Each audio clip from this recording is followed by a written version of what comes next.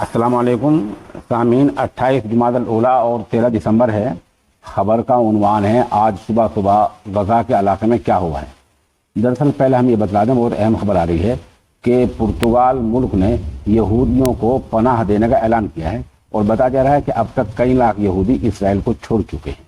इससे आप अंदाजा लगा सकते हैं कि इसराइल में कितना खौफ छाया हुआ है। और बाकायदा ये मुस्तनद एजेंसी पर खबर आई है कि पुर्तगाल ने यहूदियों को पनाह देने का ऐलान किया है। उधर मुजाहिदीन के हाथों जो 8 फौजी इसराइल कल मारे गए थे, उनके साथ 4 जख्मी भी हैं। और आज इसराइली अखबारात में यह खबर शेयर हुई है कि जख्मी बहुत शदीद जख्मी हैं, बहुत नाजुक हालत में हैं और वो भी मरने से बचना मुश्किल ही लगता है।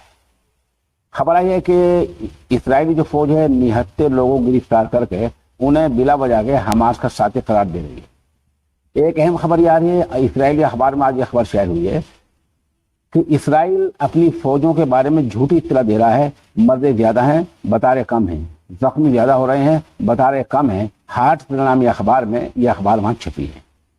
उधर जिस अहम फौजी कमांडर के इसराइली फौज ने मरने से इनकार किया था, आज हमास के लोगों ने उसका बाकायदा ऐलान किया और कहा कि उसका जो नाम है वो कमांडर टोमन गिलेनबर्ग है। इस नाम का फौजी कमांडर कल झड़प के साथ मारा गया है।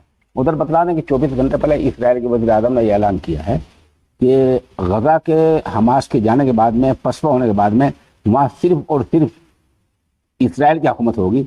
और ये ऐलान बहुत मुश्तिल अंदाज में और भड़कने के अंदाज में किया है। उन्हें मालूम होना चाहिए कि अभी जैसे कुछ हालात उनके गजा खान यूनिट में हो रहे हैं और जिस तरह उनका हमास के जो लोग नौजवान हैं वो मुकाबला कर रहे हैं, उससे ये अंदाजा लगाना अभी बहुत मुश्किल है कि हमारी सरकार किसकी होगी।